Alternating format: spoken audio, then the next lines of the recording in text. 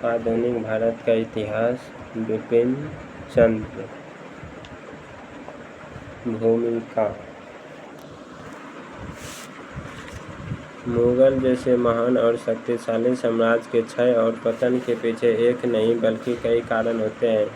कई शक्तियां होती हैं जो इसके लिए जिम्मेदार होती हैं। मुगल साम्राज्य के पतन की शुरुआत औरंगजेब के सख्त शासन काल में ही हो गई थी।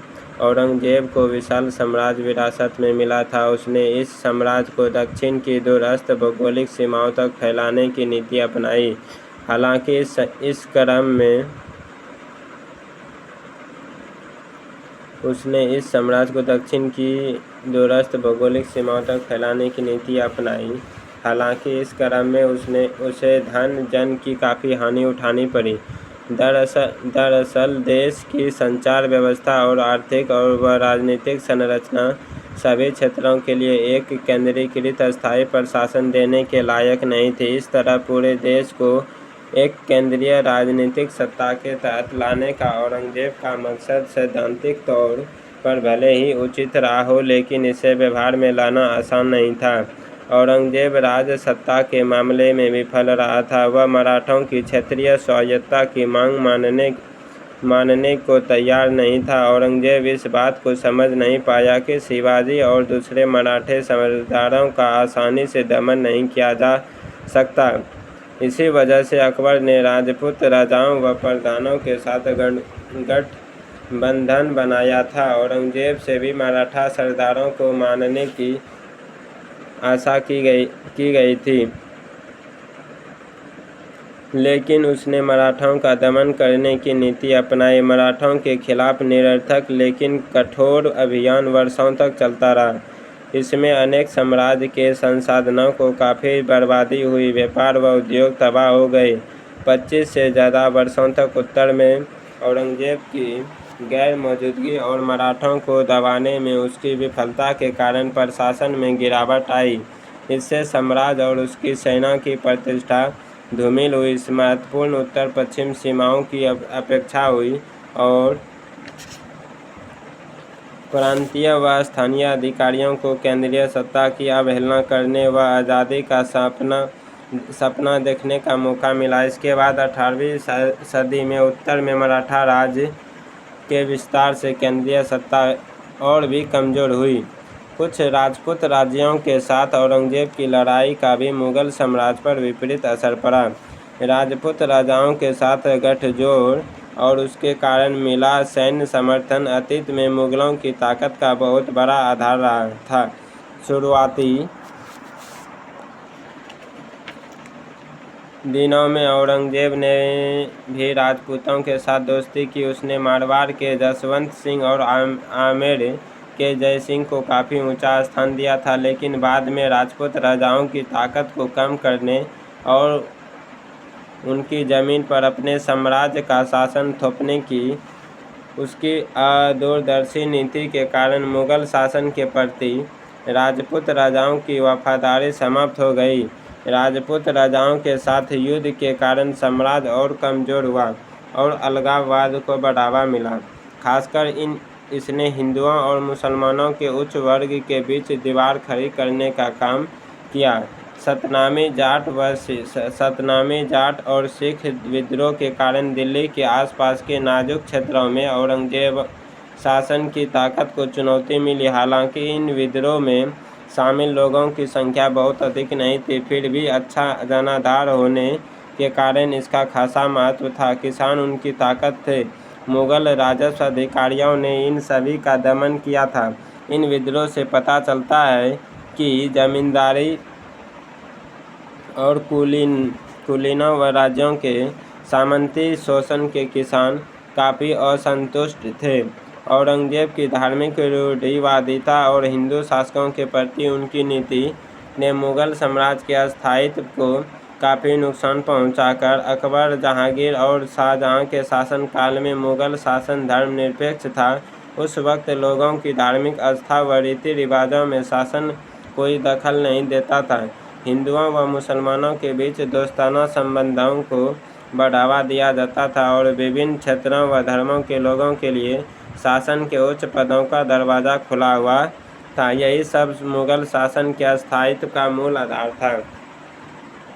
राजपूत राजाओं के साथ मुगलों के गठजोड़ में इस नीति की झलक मिलती है, लेकिन औरंगजेब ने जजिया लागू कर उत्तर में हिंदुओं के कई मंदिरों को तोड़कर और हिंदुओं पर खास तरह का प्रतिबंध लगाकर इस नीति के उलट काम करने की कोशिश की और खासकर हिंदुओं और उच्च वर्ग के मुसलमानों के बीच खाई को चौड़ा किया। औरंगजेब ने इस तरह की धार्मिक नीति को अपने शासन के बाद के दिनों में अख्तियार किया था। औरंगजेब के उत्तराधिकारियों ने इन नीतियों को बहुत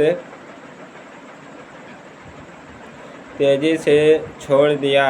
औरंगजेब की मृत्यु के कुछ सालों के अंदर जजिया को समाप्त कर दिया गया। राजपूतों व दूसरे हिंदुओं के साथ अच्छे संबंध जल्द ही फिर से बहाल कर दिए गए। बाद के मुगल शासकों के काल में अजीत सिंह राठौर और सवाई जय सिंह जैसे लोगों को शासन में काफ़ी ऊंचा स्थान मिला। शाहू राजा और मराठा सरदारों के साथ धार्मिक आधार के बजाय राजनीतिक स्तर पर संबंध विकसित किए गए। यहाँ इस बात का ध्यान भी रखा जाना चाहिए कि 18वीं सदी के राजपूत, जाट, मराठा और सिख सरदारों ने हिंदुओं के संरक्षक के तौर पर काम नहीं किया था।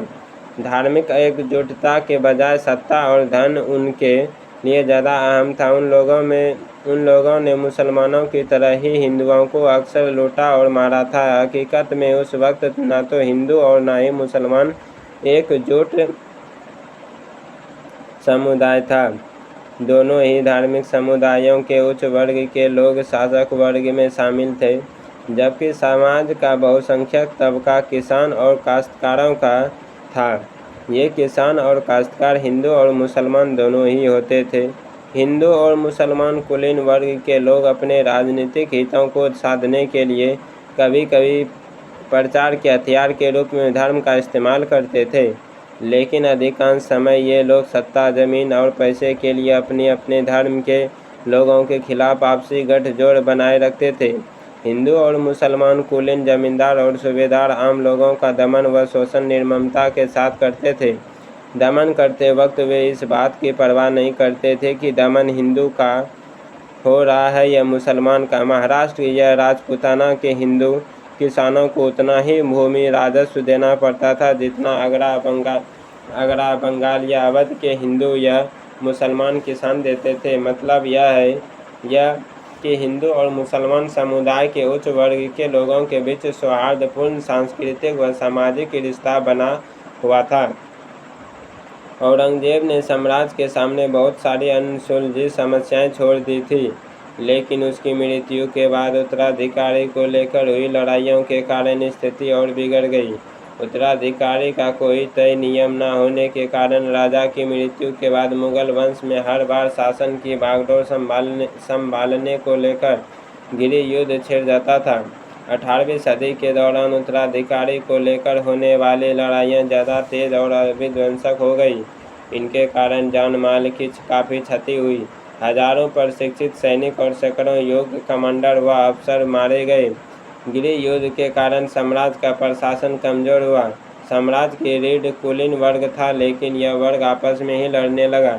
केंद्र में अनिश्चितता और राजनीतिक अव्यवस्था का फायदा उठाकर कई स्थानीय सूबेदारों और अधिकारियों ने अपनी स्थिति मजबूत करने, ज़्यादा स्वायत्तता हासिल करने और अपने पद को वंशानुगत बनाने की कोशिश शुरू कर दी। अगर शासन पर अधिकार योग्य और दूरदर्शी और कर्मठ शासकों को मिलता तो औरंगजेब के शासनकाल की कमजोरियों और उत्तराधिकारी को लेकर हुई लड़ाइयों से हुई हानि को दूर किया जा सकता था। लेकिन दुर्भाग्यवश बहादुर शाह के संक्षिप्त शासनकाल को छोड़कर सारे बेकार, कमजोर और विलासिता पसंद लोग शासक बनते गए। तानाशाही व राजतंत्रीय व्यवस्था में शासक का आचरण और व्यक्तित्व ही अहम भूमिका अदा करता था, लेकिन इसके साथ ही सिर्फ इस एक कारण को ज़्यादा अहमियत नहीं दी जा सकती। औरंगजेब न तो कमज़ोर और ना ही पतित था। वह काफ़ी योग व क्षमतावान था। वह राजाओं की आम खामियों से मुक्त था और बहुत साधारण व सादगीपूर्ण जीवन व्यतीत करता था। उसने अपने पूर्वजों के महान साम्राज्य को इस कारण नज़रअंदाज नहीं किया कि वह आचरणहीन या अयोग्य था, बल्कि विफलता का कारण यह था कि उसके पास राजनीतिक, सामाजिक और आर्थिक दूरदर्शी नहीं थी। उसके व्यक्तित्व में कोई खामी नहीं थी।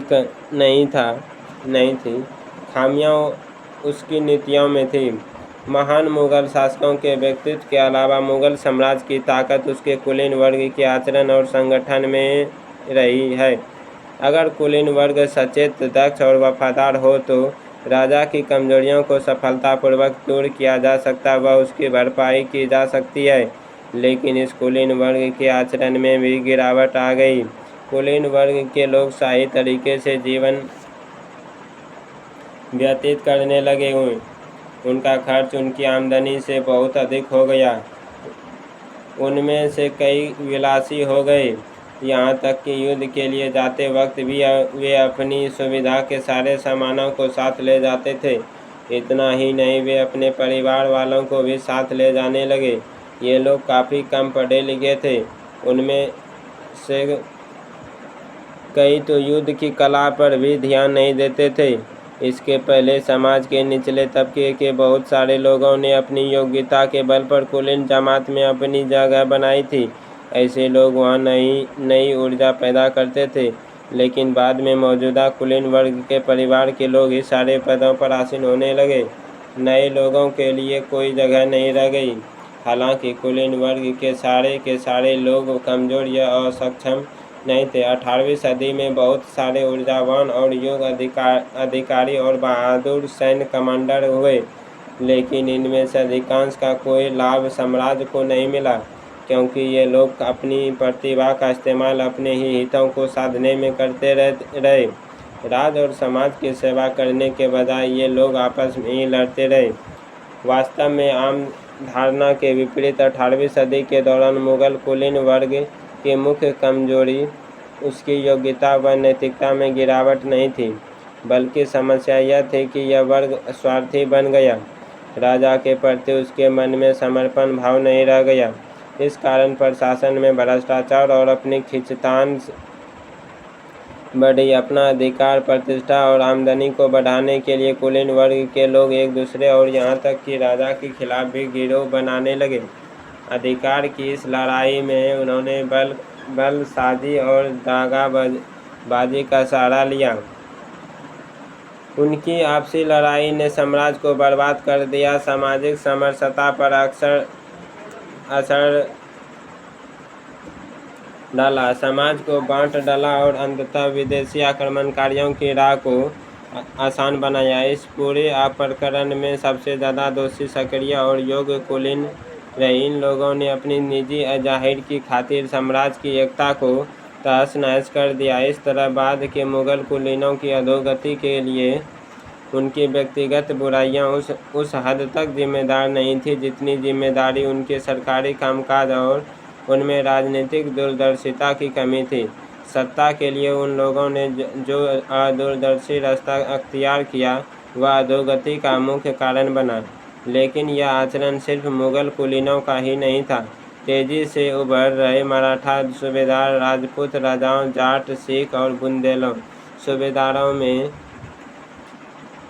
ये सारी खामियां व्याप्त थी। उथल पुथल वाली 18वीं सदी के दौरान जो लोग भी सत्ता के करीब गए, लगभग हर किसी का आचरण इसी तरह का था।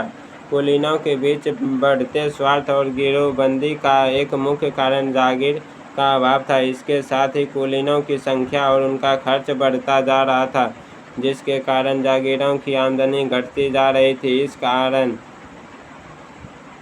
कुलीनों के बीच जागीरों पर कब्जा करने के लिए लड़ाई तेज हो गई। मूल समस्या यह थी कि सभी कुलीनों को संतुष्ट करने की कोई व्यवस्था नहीं की जा सकती थी, क्योंकि सभी को काम या जागीर देना संभव नहीं था। जागीर की कमी का दूसरा प्रभाव भी पड़ा। कुलीनों ने किसानों की कीमत पर जागीर से अधिक आमदनी हासिल करने की कोशिश की। उन्होंने अपनी जागीर और पदों को वंशानुगत बनाने की भी कोशिश की। अपने बजट को संतुलित करने के लिए वे लोग खालिस जमीन पर कब्जा करने लगे। इसके कारण केंद्र सरकार का वित्तीय संकट बढ़ गया। इससे उबरने के लिए सरकार ने अपना खर्च कम करना शुरू किया और सैनिकों की संख्या निर्धारित कोटे से कम कर दी। इसके कारण साम्राज्य की सैन्य शक्ति कमजोर पड़ गई। मुगल साम्राज्य आबादी की न्यूनतम आवश्यकताओं को भी पूरा नहीं कर पा रहा था। बस यह साम्राज्य के पतन का मुख्य कारण बना। 17वीं और 18वीं सदी के दौरान भारतीय किसानों की हालत दिन ब दिन बिगड़ती गई। ऐसे तो अपनी ज़िंदगी में वे पूरी तरह खुशहाल कभी नहीं थे, लेकिन 18वीं सदी में उनकी ज़िंदगी दयनीय, शोचनीय और अनिश्चित हो गई। अकबर के समय से ही भूमि राजस्व का बोझ बढ़ता गया था।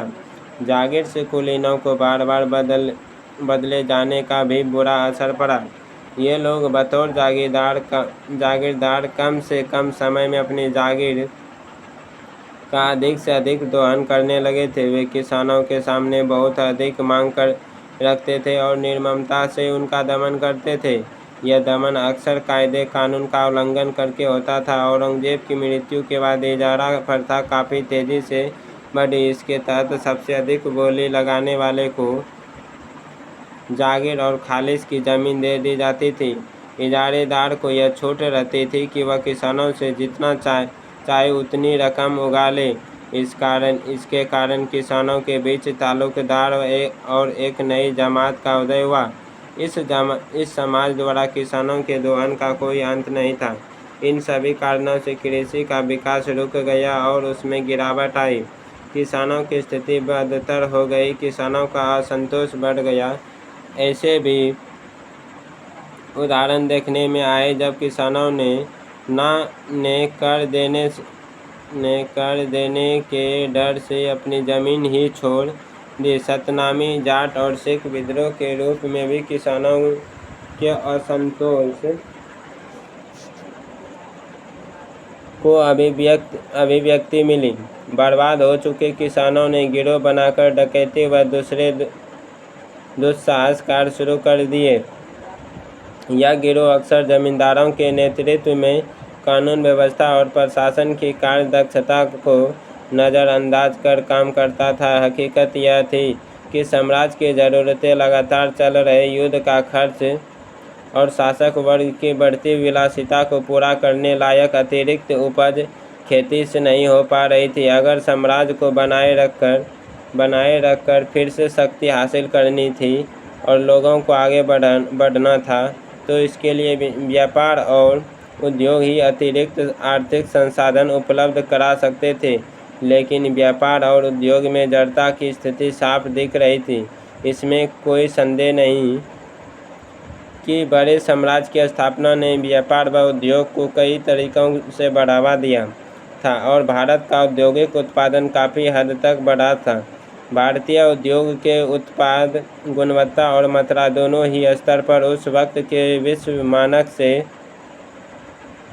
काफ़ी ऊपर थे, लेकिन विज्ञान व तकनीकी के क्षेत्र में भारतीय उद्योग का कोई विकास नहीं हो रहा था, जबकि उस वक्त यूरोप में इस स्तर पर काफ़ी विकास हो चुका था। इसी तरह संचार की खराब स्थिति और अपने आप से संतुष्ट हो जाने की ग्रामीण अर्थव्यवस्था की प्रकृति का भी व्यापार के विकास पर बुरा असर पड़ा। इसके अलावा धन और सरकारी राजस्व के स्रोत के रूप में ज़मीन पर ज़्यादा जोर दिए जाने के कारण विदेश व्यापार और नौसेना की उपेक्षा हुई। संभवतः बढ़िया से बढ़िया राजा और कुलीन भी इस स्थिति को बदल नहीं सकते थे। वैज्ञानिक व तकनीकी विकास व सामाजिक, आर्थिक व राजनीतिक क्रांति के अभाव में यूरोप की तुलना में भारत पिछड़ गया और अंततः इसके दबाव की चपेट में आ गया। मुगल साम्राज्य के पतन का एक महत्वपूर्ण सामाजिक राजनीतिक कारण लोगों के बीच राजनीतिक राष्ट्रीयता की भावना का न होना था। ऐसा इसलिए था क्योंकि उस वक्त के भारत में आधुनिक राष्ट्र के तत्व मौजूद नहीं थे। हालांकि देश में सांस्कृतिक एकता के तत्व सदियों में मौजूद थे, फिर भी भारत के लोग न तो यह सोचते थे कि वे सभी भारतीय हैं और न ही वे एकत्व या समान हित की भावना के प्रति जागरूक थे। उनके सामने देश के लिए जीने मरने का आदर्श नहीं था। इसके विपरीत लोगों की निष्ठा व्यक्ति, कुल, जाति और धार्मिक संप्रदाय के प्रति थी। दरअसल देश के किसी वर्ग या समूह की अभिरुचि देश की एकता या साम्राज्य को बनाए रखने में नहीं थी। जो एकता दिखती थी वह ऊपर से सख्त शासकों द्वारा थोपी गई एकता थी। किसानों की निष्ठा अपने गांव और जाति तक सीमित थी। साम्राज्य की राजनीति से उनका कुछ लेना देना नहीं था। साम्राज्य के हित में ही उनका हित है, ऐसी भावना भी उनके अंदर नहीं थी। उनका मानना था कि साम्राज्य से उनका बहुत थोड़ा रिश्ता है और यहाँ तक कि विदेशी आक्रमण से इसे बचाना भी उनकी चिंता का विषय नहीं है। जहाँ कहीं भी केंद्रीय सत्ता थोड़ी कमज़ोर दिखती थी वहाँ जमींदार विद्रोह करने पर उतारू थे। वे अधिकार व स्वायत्ता को कम करने वाले मजबूत और केंद्रीयकृत राज्य के खिलाफ थे। कुलीन लोग राजवंश के प्रति पूरी तरह वफादार थे, लेकिन इस वफादारी का आधार उन्हें राजवंशों से मिला उच्च पद और अधिकार था। राजवंश के पतन के साथ ही कुलीन लोगों ने राज्य के प्रति वफादारी की तुलना में अपने हितों और आकांक्षाओं के महत्व दिया और स्वायत्त जागीर बनाकर साम्राज्य की एकता पर ही हल्ला बोल दिया। यहाँ तक कि साम्राज्य के खिलाफ बगावत करने वाले मराठा, जाट, राजपूत जैसे लोग भी क्षेत्रीय, जातीय व व्यक्तिगत अधिकार को मजबूत करने में लगे हुए थे। एक राष्ट्र के रूप में भारत या इसकी एकता के लिए लड़ने की चाहत उनके अंदर नहीं थी। वास्तविकता यह थी कि उस वक्त की अर्थव्यवस्था, सामाजिक संबंधों, जातीय संरचना और राजनीतिक संस्थाओं का चरित्र भारतीय समाज के एकीकरण या एक राष्ट्र के रूप में इसके अभ्युदय के अनुरूप नहीं थे। अगर प्रशासन और सेना की ताकत कमज़ोर नहीं होती तो मुगल साम्राज्य आगे भी बहुत दिनों तक कायम रह सकता था, लेकिन 18वीं सदी के दौरान इसकी प्रशासनिक क्षमता में तेज़ी से गिरावट आई। देश के कई हिस्सों में प्रशासन की उपेक्षा हुई और कानून व्यवस्था भंग हो गई। उपद्रवी जमींदारों ने तुलना कर केंद्रीय शासन की मुखालफत की। यहाँ तक कि रॉयल कैप और मुगल सेना को भी रास्ते में लूट लिया जाता था। सरकार के सभी स्तरों पर भ्रष्टाचार और रिश्वतखोरी, अनुशासनहीनता और अक्षमता, अवज्ञा और वफादारी बड़े पैमाने पर व्याप्त हो गई। केंद्रीय सरकार तो एक तरह से दिवालियेपन के कगार पर पहुंच गई। संचित धन खत्म हो गए और साथ ही आय के स्रोत भी सिमट गए। कई प्रांत केंद्र का राजस्व अदा नहीं कर पा रहे थे। राजा द्वारा अपने पसंदीदा कुलीनों को लगातार जागीर दिए जाने के कारण खालिश जमीन का क्षेत्र कम होता गया। बगावती जमींदारों ने राजस्व चुकाना बंद कर दिया। अंततः साम्राज्य की सेना पर इसका बुरा असर पड़ा। 18वीं सदी के दौरान मुगल सेना में अनुशासन और लड़ने का हौसला नहीं रह गया था। धन की कमी के कारण बड़ी सेना को बनाए रखना संभव नहीं था। सेना के जवानों और अफसरों को कई माह तक वेतन नहीं मिल पाता था। चूँकि वे सभी भाड़े के सैनिक थे, इसलिए बराबर असंतुष्ट रहते थे, यहाँ तक कि बगावत पर भी उतारू हो जाते थे। दूसरी ओर कुलीन कमांडर अपनी आर्थिक तंगी के कारण सेना के तय आकार को नहीं बनाए रख पा रहे थे। इसके अलावा गृह युद्धों में अनेक तेजस्वी कमांडर और बहादुर जवान मारे गए। साम्राज्य की आखिरी ताकत सेना थी। मुगल शासकों को अपनी सेना पर काफ़ी गर्व था, लेकिन यह सेना इस कदर कमज़ोर हो गई थी कि वह महत्वाकांक्षी सूबेदारी और कुलीनों को रोकने और विदेशी आक्रमणकारियों से साम्राज्य को बचाने लायक नहीं रह गई थी। मुगल साम्राज्य को आखिरी धक्का विदेशी आक्रमणों से लगा। नादिर शाह और अहमद शाह अब्दाली, जिनका खुद का शासन कमज़ोर हो चुका था, के आक्रमण से निपटने में साम्राज्य का काफ़ी धन बर्बाद हुआ। इससे उत्तर का व्यापार व उद्योग चौपट हो गया। इसने सेना की ताकत को लगभग खत्म कर दिया। आखिर में ब्रिटिश चुनौतियों ने संकटग्रस्त मुगल साम्राज्य के फिर से मजबूत होने की सारी संभावनाओं को खत्म कर दिया। यह आखिरी चुनौती मुगल साम्राज्य के पतन का बहुत बड़ा कारण बनी। भारत के किसी राजा ने मुगल साम्राज्य की विरासत पर दावा नहीं ठोका। हालांकि मुगल साम्राज्य को बर्बाद करने में सक्षम थे, लेकिन इसे एकताबद्ध करने या इसकी जगह कुछ नया लाने की ताकत उनके पास नहीं थी। वे पश्चिम के नए दुश्मनों का मुकाबला करने लायक नई सामाजिक व्यवस्था नहीं बना सकते थे। वे सभी मुगलों की बनाई सामाजिक व्यवस्था के ही अंग थे। उनमें वे सारी कमजोरियां थीं जिन कमजोरियों के कारण मुगल साम्राज्य का पतन हुआ। दूसरी ओर भारत के दरवाजे पर दस्तक दे रहे यूरोपीय लोगों को ऐसे समाज से आने का लाभ प्राप्त था जिसने बेहतर आर्थिक व्यवस्था बनाई थी। यह समाज विज्ञान व तकनीक के मामले में भी विकसित था। मुगल साम्राज्य के पतन की विडंबना यह थी कि इसकी बागडोर ऐसी विदेशी सत्ता के हाथों में आ गई जिसने अपने हित में सदियों पुरानी सामाजिक, आर्थिक और राजनीतिक संरचना को ध्वस्त कर इसकी जगह औपनिवेशिक संरचना को खड़ा किया। इसके बाद भारतीय समाज की जड़ता टूटी और बदलाव की नई शक्तियाँ उभरकर सामने आई। चूँकि यह प्रक्रिया औपनिवेशिक संसर्ग में शुरू हुई थी, इस कारण आर्थिक, राजनीतिक और सामाजिक पिछड़ेपन के साथ साथ बदहाली और राष्ट्रीय अधोपतन पतन का दौर भी शुरू हुआ। लेकिन बदलाव की इन ताकतों ने आधुनिक भारत को गतिशीलता प्रदान की।